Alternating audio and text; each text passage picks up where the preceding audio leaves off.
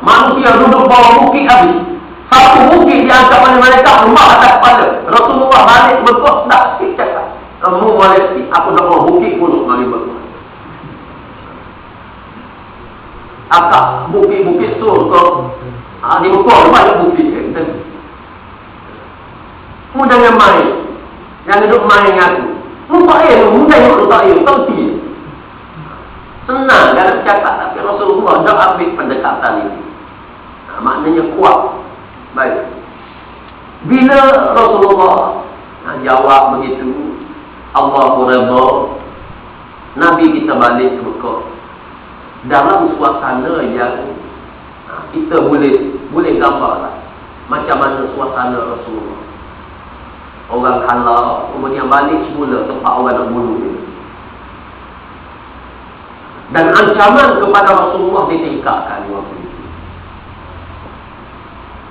Sehingga mereka ni Allah Subhanahu wa ta'ala menurunkan beberapa ayat yang memberi gambaran hijrah. Gambaran hijrah. Hijrah yang sebenar. Selepas daripada 2 tahun selepas daripada itu. Ada gambaran hijrah yang sebenar. Gambaran hijrah bukan gambaran benar. Ini yang kita kena faham. Gambaran hijrah. Bil fuqara'il muhajirin alladhina ukhriju min diyarihim wa amwalihim yabtaguna fadlan min Allah wa ridwana wa yansuruna Allah wa rasulahu ulaika humus shadiqun. Ayat Allah menyifatkan ada golongan fuqara mustad'afin. Mereka ni berhijrah keluar daripada kampung halaman mereka, harta benda mereka, semata-mata mencari keredaan di sisi Allah. Inilah orang yang benar, kata Allah. Tidak ada jaminan, kita kena ingat, hijrah tidak ada jaminan bahawa Rasulullah akan menang di Madinah. Ujian Allah menguji orang yang beriman di Makkah. Waktu itu mereka telah ada pengalaman. Mereka tahu cerita bagaimana hijrah pertama ke Taif. Abad Taif bulat-bulat tu. Bila mari hijrah ke Madinah, sudah tentulah para sahabat yang ingat. Nasib sama macam Taif pun. Sebab di Madinah ini, kalau ikut kaedahnya, dia lebih dahsyat daripada mana-mana tempat. Abdullah bin Ubay dia pergi ke Madinah, hancur. Sebab penduduk di Madinah ini di semua kawasan black area, pembunuhan paling banyak, lanung paling banyak, kabilah paling banyak, Yahudi dan Nasrani yang mengancam lebih kuat daripada Mekah. Yahudi ini kalau kita kira dia lebih jahat daripada musyrikin di Mekah lagi. Lebih jahat daripada Abu Jahal pula. Madinah adalah tempat mereka. Allah minta supaya hijrah pergi ke Madinah. Cuba kita bayar. Jaminan menang tidak ada. Bayar pun tidak ada. Tak ada bayar.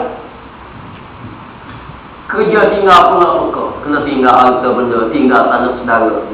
Kalau ada satu ayat mengatakan, wahai Muhammad, kamu hijrah pergi ke Madinah, di sana kamu akan bertapuk diri. Tak apa. Ada keyakinan. Sekarang ini semata-mata sahabat yang ikut Rasulullah ini, bila Allah kata bila Allah kata bila. Cuba kita bayang bagaimana besar pengorbanan para sahabat. Sedang dari segi background, kalau kita tengok hijrah dekat Jahannam. Mereka dah ada pengalaman Taif. Dia akan nampak pengalaman.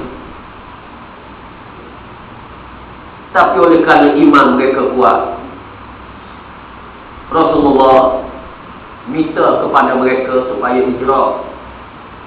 Apabila Mus'ab bin Umair radhiyallahu anhu datang bertemu dengan Rasulullah, waktu beliau menunaikan ibadat haji bertemu di Jamratul Aqabah, dalam peristiwa yang sempat kita melontar, Jamratul Aqabah bertemu dengan Rasulullah, cerita bahawa dia menyampaikan dakwah di Madinah yang diutus oleh Rasulullah SAW pada tahun yang ke-11. Dia pergi duduk dalam tempoh tahun, masuk tahun yang ke-12. Dia ketemu penduduk di Madinah ini ramai beriman. Dan di antara yang beriman ini yang hadir pada hari ini. Mus'ab ni bawa dan bertemu dengan Rasulullah di Jamratul Aqabah. Yang syaitan mengiklankan suara dia yang kuat, laut sehingga didengari oleh Abu Jahal bahawa Muhammad merancang untuk bunuh, untuk serang penduduk di Mekah. Syaitan. Itu yang kita balik bertemu sehingga Rasulullah mengalahkan penduduk di Mekah supaya ikut bersama-sama dengan rombongan Mus'ab bin Umair ini pergi tu bertolak hijrah meninggalkan Mekah pergi ke Madinah Al-Munawwarah.